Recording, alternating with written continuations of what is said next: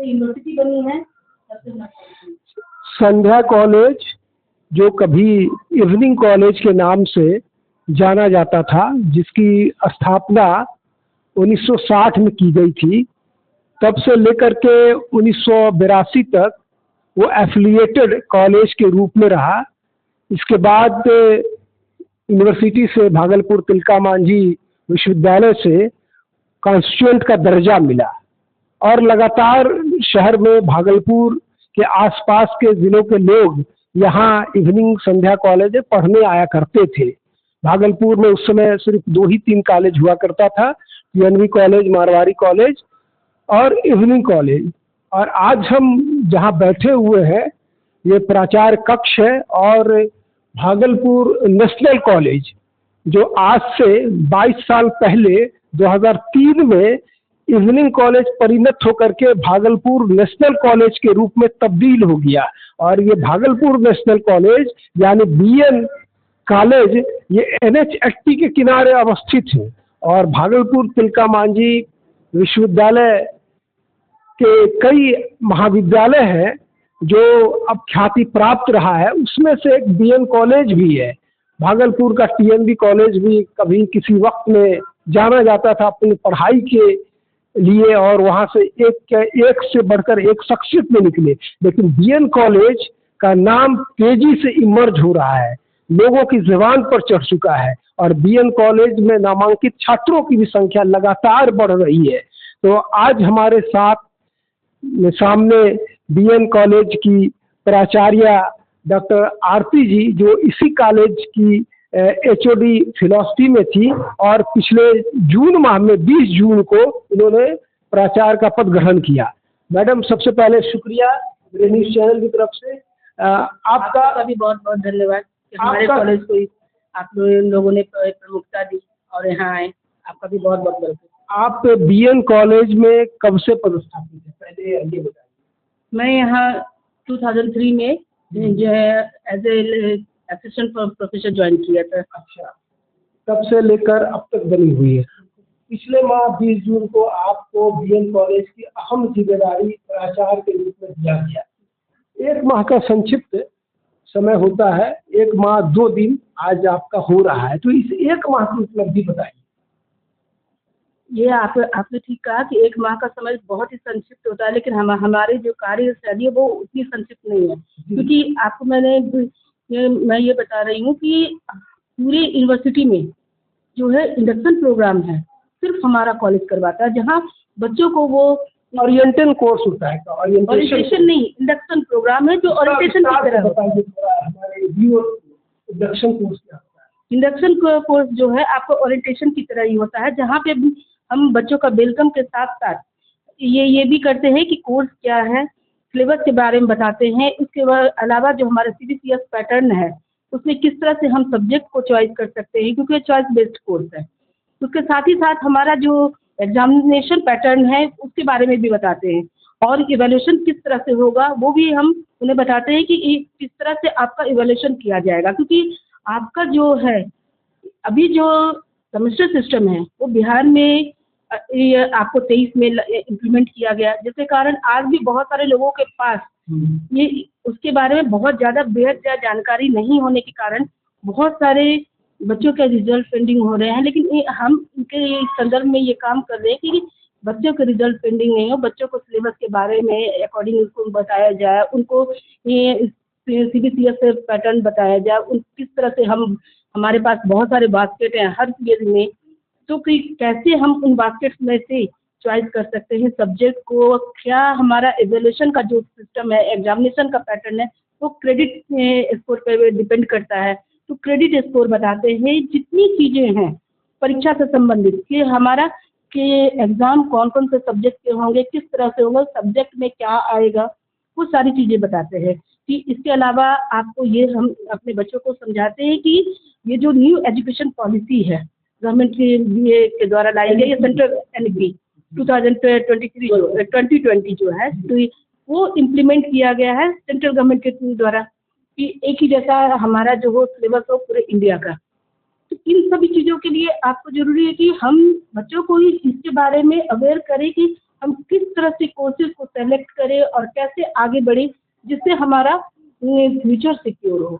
आपको बहुत सारे बच्चे क्योंकि इंटरमीडिएट के बाद आते हैं, उन्हें CBCS पैटर्न का या सेमेस्टर सिस्टम के बारे में जानकारी नहीं होने के कारण वो ढंग से आपको सब्जेक्ट नहीं चूज कर पाते, कि जिसके कारण बहुत सारी परेशानी आती है। इसलिए कम वजह से बच्चे जो भटकाव की स्थिति में आ जाते हैं। तो अब जो नामांकन का तौर तरीका बदल गया, पहले मनचाहा जहाँ भी चाहे कहीं भी ले लिया। हाँ, हमारा फोकस होता था। ओल्ड कोर्स में क्या था कि आपका 3 सब्जेक्ट ही होता था। अच्छा, एक ऑनर्स पेपर हुआ, 2 सब्जेक्ट पेपर हुआ।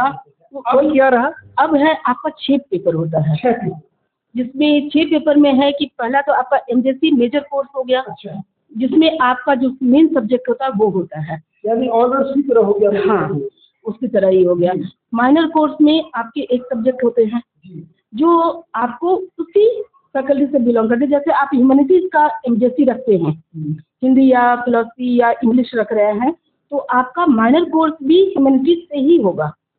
उसके साथ ही साथ आपका MDC जो होता है, तीसरा जो हमारा हुआ कोर्स जो हुआ MDC मल्टीडिसिप्लिनरी कोर्स जो है, वो आपका ये दूसरे PSC फैकल्टी से होता है। जैसे सोशल साइंस का history, political science, economics, psychology, ये सभी से आपको एक सब्जेक्ट चूज कर सकते हैं। आपके महाविद्यालय में कितने संकाय हैं? 3 संकाय हैं। 3 संकाय, विज्ञान, साइंस, आर्ट्स, कॉमर्स। जी, तीनों संकाय की पढ़ाई होती है। आप का कॉन्स्टिट्यूएंट कॉलेज है और काफ़ी पुराना महाविद्यालय है।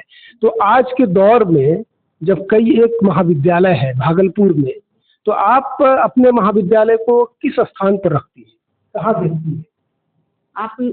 आप इतने ही तो जान लीजिए कि हमारे यहाँ जितने भी कोर्सेज हैं, 14 सब्जेक्ट है हमारे यहाँ। 14 विषयों की पढ़ाई होती है, तीनों संकाय में मिला है।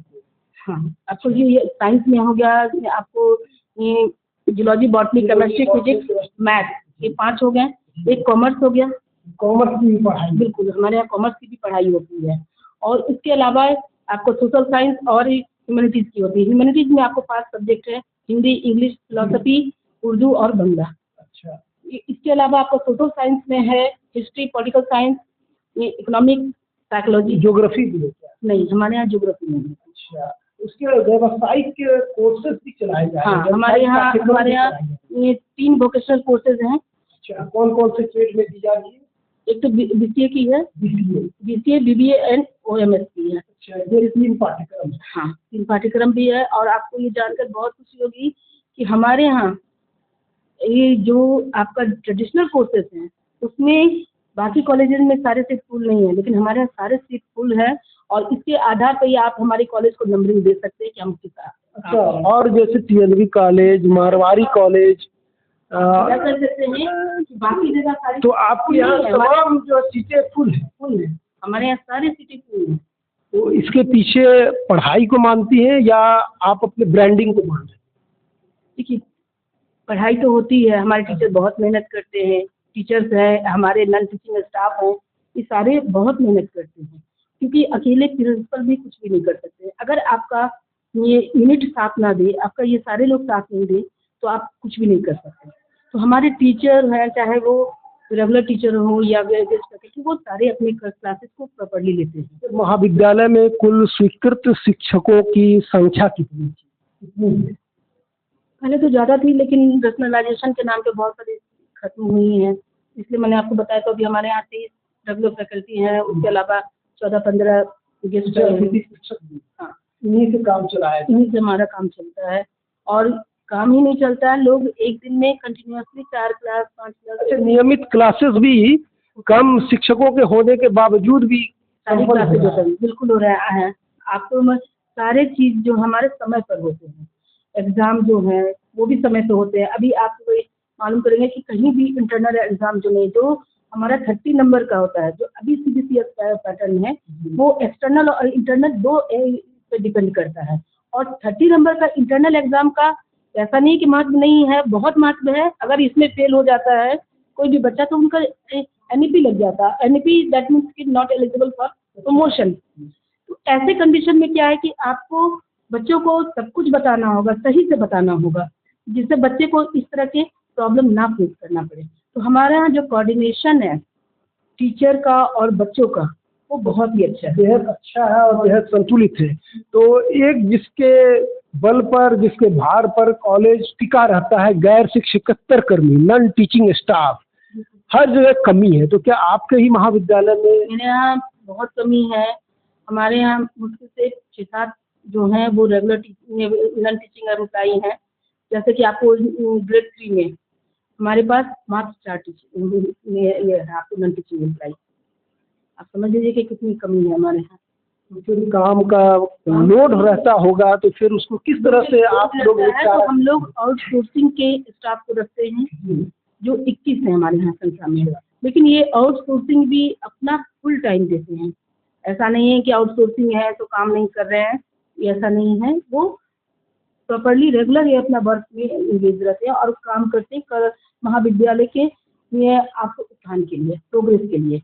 आप इतना ही जान लीजिए कि हमारा कॉलेज जो है एकमात्र तिलका मांझी यूनिवर्सिटी में NAAC एक्रेडिटेड है। अच्छा, महाविद्यालय विश्वविद्यालय का एकमात्र महाविद्यालय जो NAAC एक्रेडिटेड है। तो ये 2024 में आपका है? 2024 में एक्रेडिटेशन हुआ हमारा, पहली दफा 2024। ये तो बड़ी उपलब्धि है कि कोई भी महाविद्यालय NAAC एक्रेडिटेड नहीं है, बावजूद आपका महाविद्यालय है। तो इसका मतलब कि जो पठन पाठन काफी बेहतर है।